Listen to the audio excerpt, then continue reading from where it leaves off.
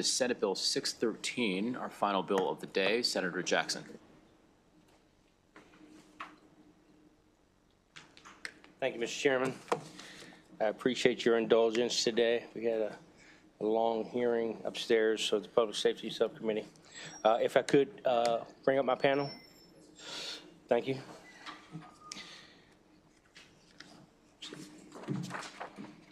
All right. Mr. Chair, Mr. Vice Chair, who happens to be my co-sponsor of this piece of legislation, members of the Judicial Proceedings Committee. For the record, Senator Michael Jackson, District 27, here for Senate Bill 613.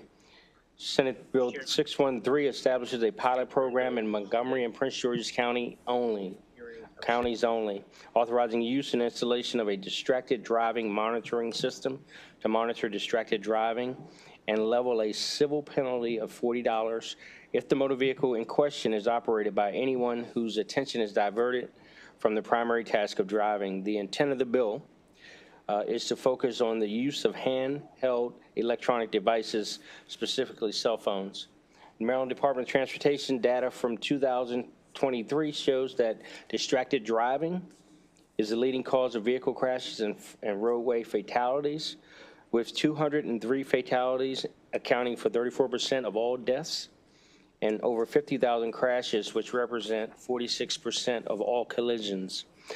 This bill aims to reinforce that distracted driving is extremely dangerous and to discourage the behavior through capturing the de-identified image of a driver focused on a cell phone. For privacy reasons, we have chosen to blur the image of the driver and not allow the facial recognition. The citation will be sent to the owner of the vehicle, who will be subject to the payment of the civil fine. Images captured must have 2 timestamps of the vehicle that include a stationary object and include a clear and legible image of the entire registration plate for precise identification purposes.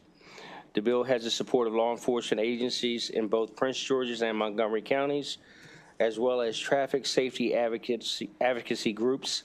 Any jurisdictions interested in using such technology, Mr. Chair and members, must both get permission from their county or jurisdiction, as well as pass a local ordinance. We urge a favorable report, and I stand for questions, and I will have our panel introduce themselves as they come up to speak.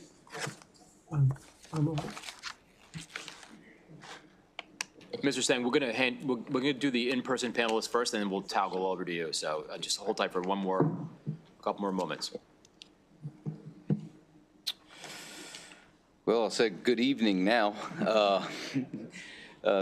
Chairman Smith and other members of the committee, I appreciate the opportunity to be here before you today to speak on what I consider legislation that will save lives and make the roads in Montgomery County and Prince George's County safer. My name is Dave McBain. I'm an Assistant Chief with the Montgomery County Police Department, and I'm here on behalf of Chief Mark Yamada, who supports Senate Bill 613. According to Zero Deaths Maryland, distracted driving is the leading cause of motor vehicle crashes and fatalities. In fact, the average number of injuries as a result of distracted driving is in the thousands across the state. In 2024, Montgomery County police officers conducted nearly 2,000 traffic stops for distracted driving, and I believe those efforts made a positive impact on roadway safety in Montgomery County. However, over the last several years, our workforce, like many police agencies in the state, has declined. As a result, officers are focused on serious crime and calls for service. The amount of time officers spend designated to traffic enforcement has simply declined. Because of this, we are looking for alternative roadway safety measures. In July of 2024, Montgomery County partnered with Avio, an automated enforcement company. Avio deployed 9 distracted automated camera systems throughout Montgomery County simply to collect the data. The data showed that we were capturing 2,500 violations per day at these 9 locations. Basically, 20% of all vehicles that passed through the automated system were in violation of the distracted driving laws. Montgomery County has found that automated traffic enforcement is sustained enforcement that saves lives, and I believe this technology will make our roadways safer. I respectfully request a favorable report for Senate Bill 613. Thank you.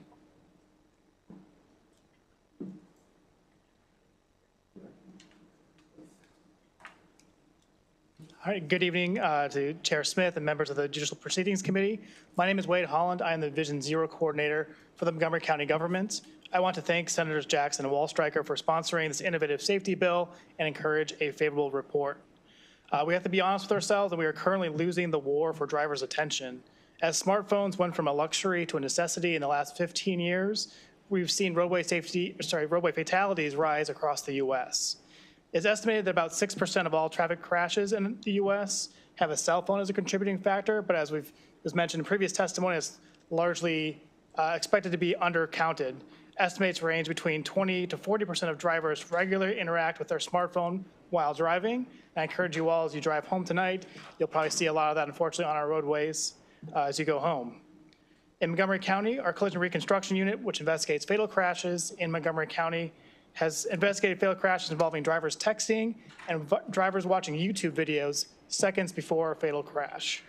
I'm here today asking you to let our counties pilot new technology that can keep drivers focused on the most important task, which is driving. The technology is ready. From Montgomery County Police's proof of concept trial, the camera system and accompanying software were able to accurately detect violations of Maryland's hands-free law, capture the registration plates, and provide privacy protections by blurring out everything but the actual violation itself.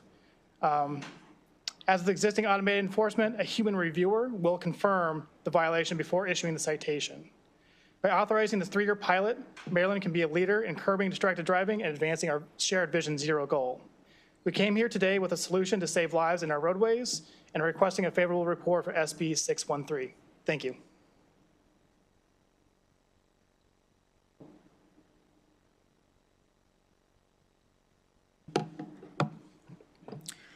Dear Chair Smith, Vice Chair, and members of the committee, thank you so much for having me. I'm the co-founder of Obvio. We are a leading provider of pedestrian safety technology using novel camera technology. And today I thought I'd just talk a little bit about the technology in more detail. We can now detect handheld cell phones used for cars driving by. But what I think is more exciting is that we've built an on-device privacy shield. And what that means is when the camera actually gets that footage, the camera on the device determines if there's a violation. Once it determines it's a violation, it automatically blurs everything that's non-essential on that device itself before the data leaves the device. Once it leaves the device, it goes to law enforcement for review. But what's powerful is all the data that's not a violation can immediately be erased. And I have examples for the video evidence if the committee would like to see it, either now or afterwards. But I think what's powerful here is we've realized that studies show texting increases the risk of crash by 23 times. Distracted driving feels like our generation's drunk driving. And we took a lot of steps to solve the drunk driving problem. Now we actually have a solution for distracted driving. We've pioneered this new technology, and I urge the committee for a favorable report, paving the way to solve a nationwide problem, but also ushering in a new standard of privacy for cameras used by municipalities. One last thing I'll mention is I know there's a fear of too many cameras pervading all across the community. One thing that's special about this technology is you can actually have multiple behaviors from the same camera. And so instead of having 10, 15 cameras, one for speeding, one for red light, one for distracted, you can have one for these different behaviors. And with the privacy shield, with the single privacy shield, you keep it under wraps and protect our consumers while you're at it. Thanks. Excellent. All right, we'll hear from Mr. Sang, and then we'll open it up to the committee for questions. Looks like a Christmas tree in here right now, so get ready. All right, Mr. Sang, we can unmute you, and you're ready to go.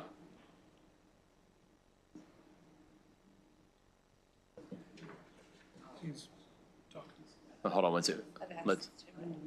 Yep, no worries. There we go. Oh, back on mute. You were unmuted, and now you're back on mute. One more time. There you go. Four blue buttons on my screen here. So, good evening, Chair Smith, Vice Chair Wallstreicher, members of the committee. Representing Safe Roads Maryland, my name is John Sang, and I appear before you quite alarmed that Maryland continues to suffer a reckless and largely preventable crisis of distracted driving to claim hundreds of lives on Maryland roads every year. We have laws against this epidemic, yet they're toothless without enforcement. We must have enforcement. Every day, countless Maryland drivers ignore the laws, texting, scrolling, reading, blissfully clueless that their negligence could shatter lives in an instant. And to date, we've done very little to stop it. 203 Marylanders died last year because of distracted drivers. 203 funerals, 203 families devastated. For what? A text message, social media update. It was mentioned watching YouTube earlier. SB 613 offers a real solution, a fair, unbiased, technology-based enforcement program. Opponents may try to claim privacy or surveillance concerns, but let's be clear. This system identifies violations, not the drivers. No different from speed cameras. We could rely upon human beings and law enforcement for greater surveillance, but that's in decline, as we've also heard. The only constituents afraid of this program or fearful for privacy should be those who are knowingly breaking the law. Senators, this is your moment of decision. Please stand with families who have lost loved ones. Responsible drivers, school children, other pedestrians, and cyclists deserve safer roads. Let's now not allow this bloodshed to continue because we find ourselves too circumspect to enforce a law that already exists. Thank you for your time this evening, and please issue a favorable report for SB 613. All right, thank you very much. All right, so a number of questions. We'll start off with Senator McKay, then Senator Sidnor, then James, then Love. Thank you, Mr. Chairman. Sir, if you want. The company's called Avio? That's right. All right. Get one thing pronounced correctly. So my question has to do, sir, is how does the technology determine a difference between somebody holding a hand and then maybe a cell phone holder that has been placed and sitting there? The difference, I know that we're not holding a hand, but if we're watching a YouTube video, we're watching a YouTube video. And so how does it know the difference, or is having that holder a violation?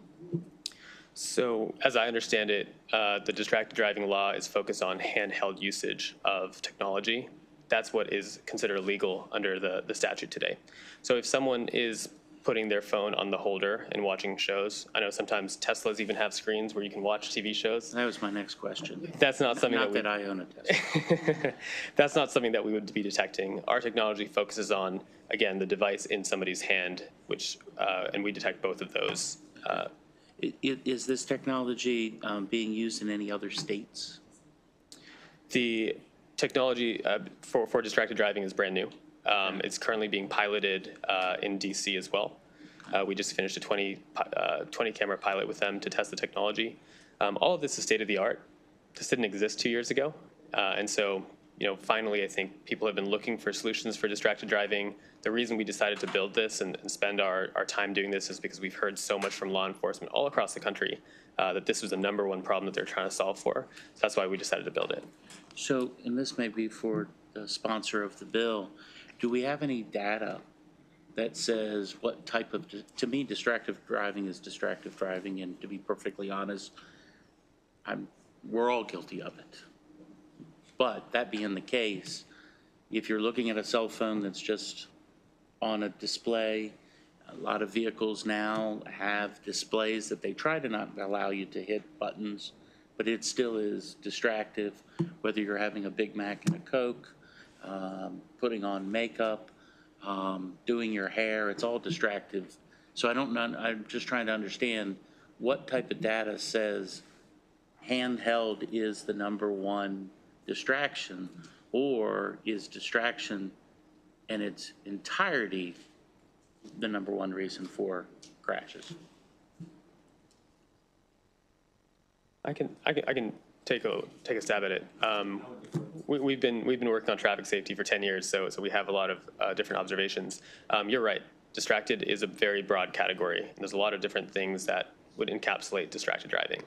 One of the things that we've found, and we've seen it both from studies as well as academic research, texting specifically increases the risk of a crash by 23 times. And if you ever see someone text on the road, you can see them start swerving. If you look down at your phone and send a text saying, hey, I'm on my way, typically takes you 9 seconds, and you will go through 2 city blocks looking down at your phone during that time period. And so while it would be great to have a solution that can solve the entire distracted driving problem, what we found is we know that texting and using their cell phone is particularly dangerous. And when we did a study again with Montgomery County, we found that 20% of people who were driving by were using their phones in that way. And so I agree with you. If we could solve the distracted driving problem broadly, that would be awesome. However, we do have a solution to solve one of the most acute parts of that problem today. Thank you. Thank you, Mr. Chair. Thank you very much. Just a few questions. One, distracted driving, this is for our officer. Is it a primary or a secondary offense? It's a primary. It's a primary offense. Yes, sir. Don't add that to you, Bill. I don't have to add it, but you know what we can do, though? There's things to be done. Let me, the owner of this company, I'm curious.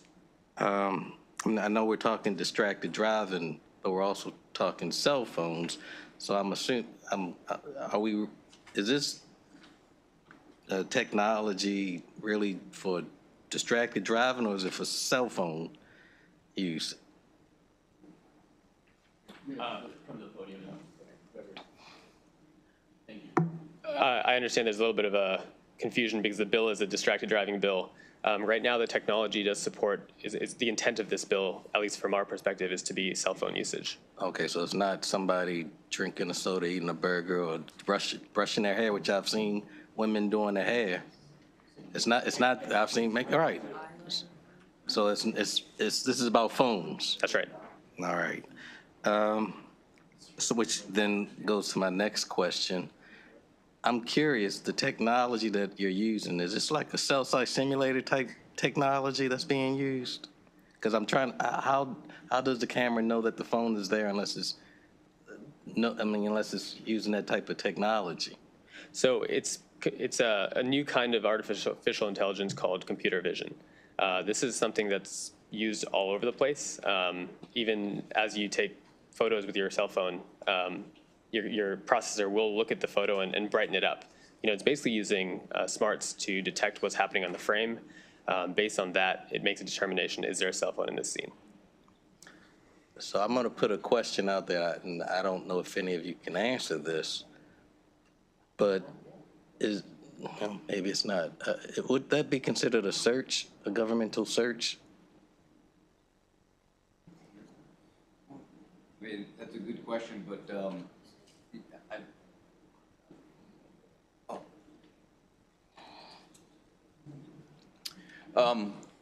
that's a pretty good question. I think what I would say is that that vehicle is in a public place. You know, I mean, we're not searching you know, that vehicle in any specific way. It's just taking a video and a picture of the vehicle in passing.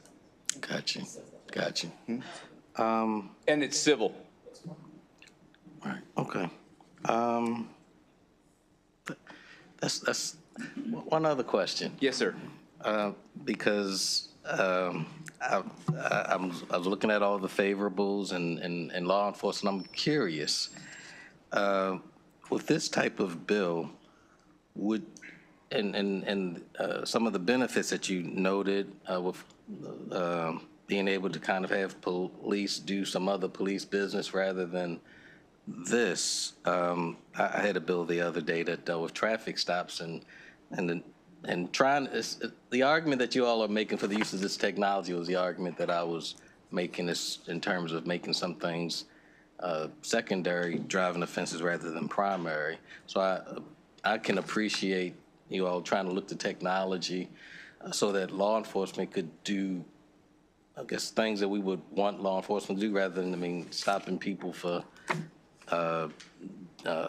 being on the phone and distracted. This is a good way of dealing with it. You send them the citation and hopefully their behavior is modified. But what I'm wondering is, with this type of system in place, would you see yourself having your law enforcement officers maybe easing back on trying to get these types of violations since you have the technology so that you could do more law enforcement for like speeding and things? No, you know, Senator, the way I look at automation, and I've been in our traffic division in various capacities for a long time. There's plenty of violations to go around. I think that yes, in recent years we've seen a decline in our workforce, and so we're having to do more with less.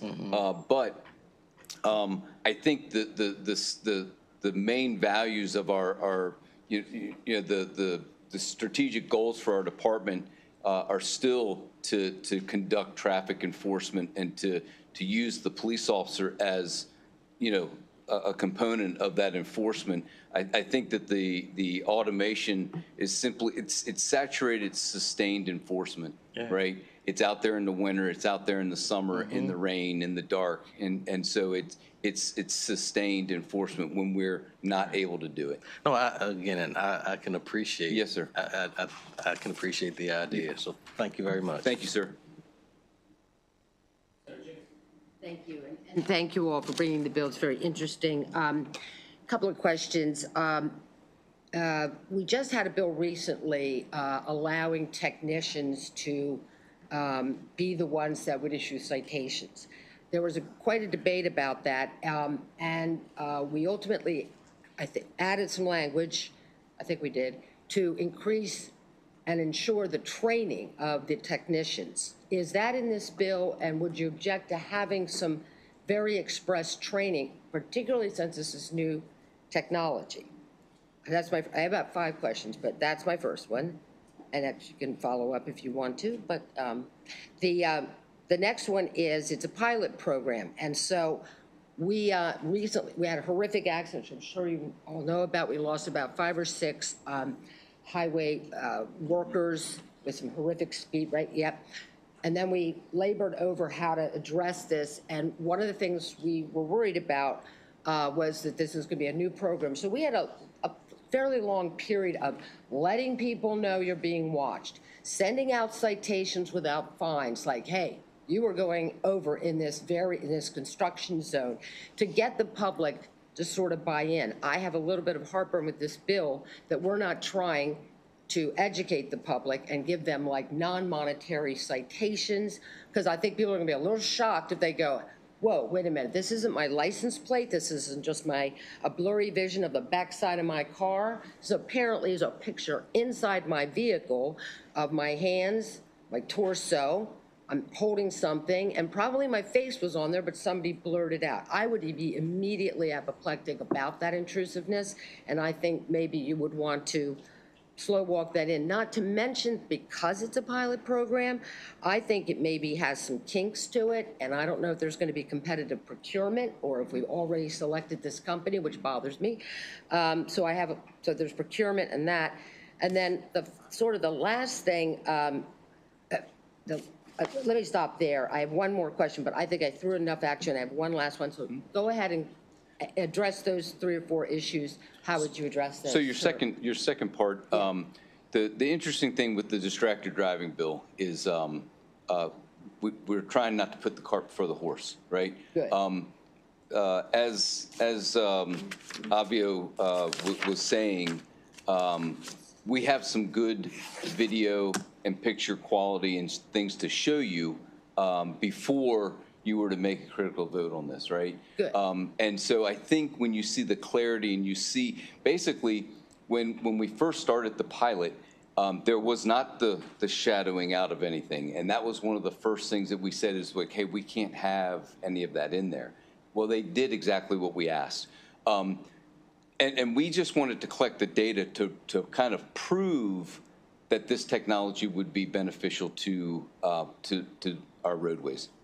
Now, if we were to, if this were to pass and we were to go into this, there would be a educational component, just like we do with our speed and our red light and our school bus, everything we've done. To compare it, when we put a new speed corridor or speed system online, there's a specific time period which we don't issue citations. We give warnings, but we also get the education component out there. And you'll do that. And 100% we'll do that. It will mirror how we operate automation. At least I'm speaking for Montgomery County. Yeah, that's why maybe we want it in the bill, just to make sure Yes, that ma'am. anybody coming in cold would Yeah. go, oh, okay, good, they're doing that. That is correct. Very So, yeah, and so again, I would just encourage you, you know, when we went to our local county council and to the county executive about this, when we showed them the videos and the information that we collected,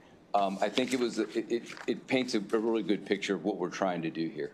Very good. Thank you. Appreciate that. Yes, ma'am. And then You might have something else, but before I get it, here's Yes, my ma'am. other strange question, and maybe this is just a typo. Sure. But I don't want to forget it.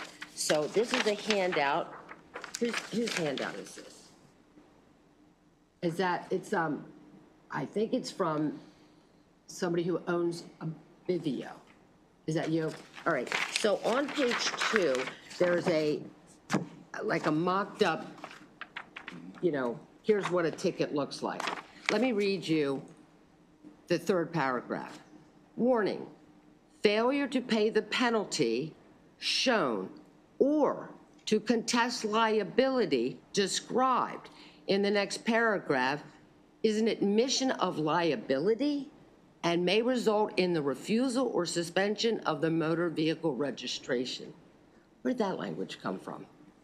I've never heard of, if you want to contest that you're liable, that you're somehow you're admitting to something, and some kind of advocacy on behalf of yourself could result in the suspension of a motor vehicle registration. And I'm very uncomfortable with that language. So apologies. We found an old citation from, I thought it was Montgomery County. It may have been somewhere else, and we crafted it on. This was meant to be just as a sample of what a citation could look like, and that language is not. Your proofreading skills are alarming me. So yeah, it's not something you'd want to put in a presentation, right? Apologies. Yeah. Okay. Yeah. All right, well, that's good. That's not it. So I would like to see what a real ticket language would look like, since I don't think anybody wants to give up their rights that readily. And so I'll stop there, and then you all can just finish answering the other question.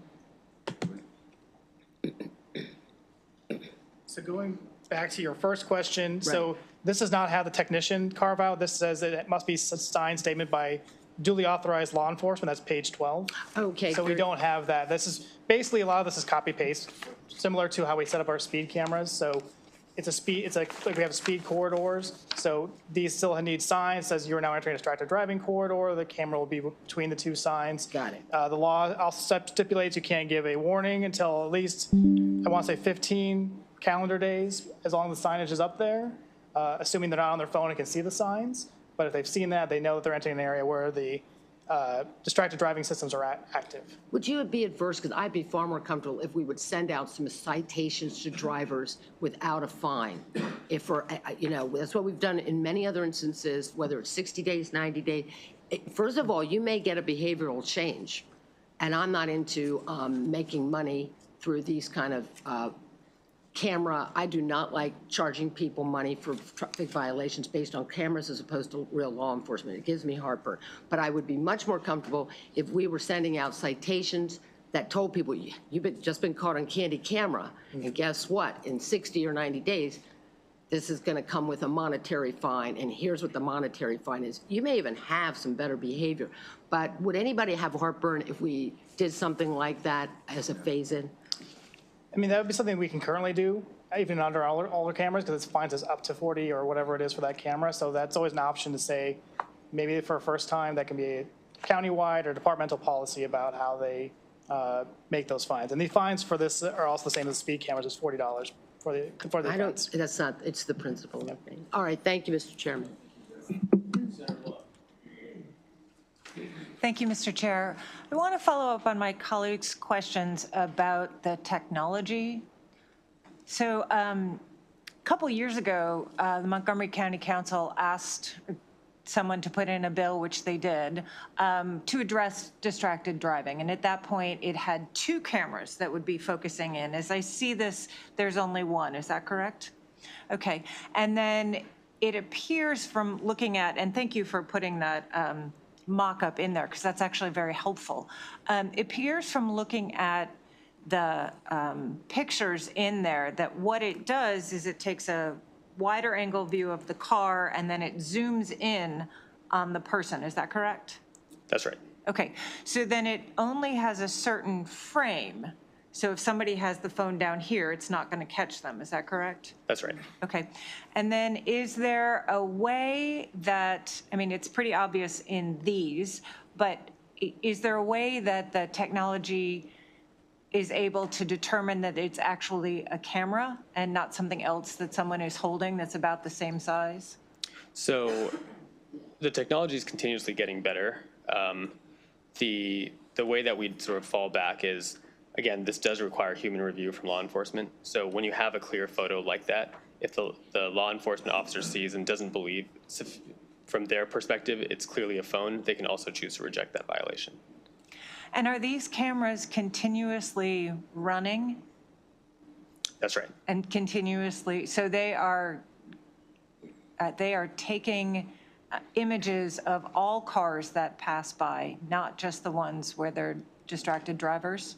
Yeah, so I mean, they operate similar to normal cameras, where they're just taking in video, right? Like all cameras are constantly just taking in video that are, whether they're speed cameras or not, they're taking in video. The difference of what we're doing is, as the frames come in, the processor on the camera is making a determination on every single frame, is this a violation or not?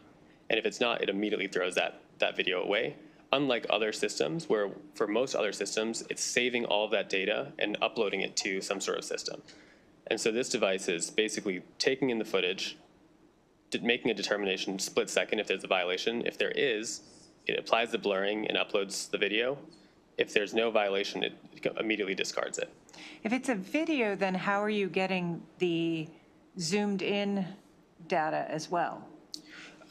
When I say video, it's taking frames. So for the frame itself is like the single shot, and the video is the collection of 30, 60, 120 frames in a row. Interesting. Okay, thank you. Thank you, Mr. Chair. Further questions from the committee? Just have a couple. How does the technology discern between, so the transportation article allows for a couple of exceptions while you're using your cell phone. Starting a call, ending a call, calling 911. The vice chair passed a bill that outlawed using your cell phone, I don't know how many years ago, 13 years. Anyway, we were talking about this because even then, the bill didn't ponder that GPS would be in your car, but on your phone. So GPS is an exception. So my question is, how does the technology discern between whether I'm doing GPS, whether I'm calling 911, whether I'm starting a call, whether I'm ending a call? Can the technology discern between that type of usage? The technology cannot. The technology can't actually see what you're doing on your phone. And so that is, people can say, hey, I was using my GPS. I should not be liable for a ticket here. So I'm just going to say, I was ending a call. I was starting a call. Now, in the case of calls, and I think there's an exemption that says, you're allowed to be calling 911 or emergency services. In those cases, the court can request the call logs, right? They're all on the phone. You can see what time the call was made. In the case of GPS, I got that running in the background all the time. Yeah, exactly. You can't with GPS. Yeah. And our thought here is, look, the program is for public safety to make people more aware of distracted driving. My wife likes to know where I am. If a lot of people, as through this pilot, if a lot of people do say, hey, this was a GPS usage, that's okay. You can throw away that ticket. You can void that ticket. But at least now they know, okay, I should be a little bit more careful about when I'm on my phone. Got it. I appreciate it. Further questions from the committee? All right, Senator, thank you all very much. Thank you. It's great. With that, that'll conclude the hearings for Senate Bill 613.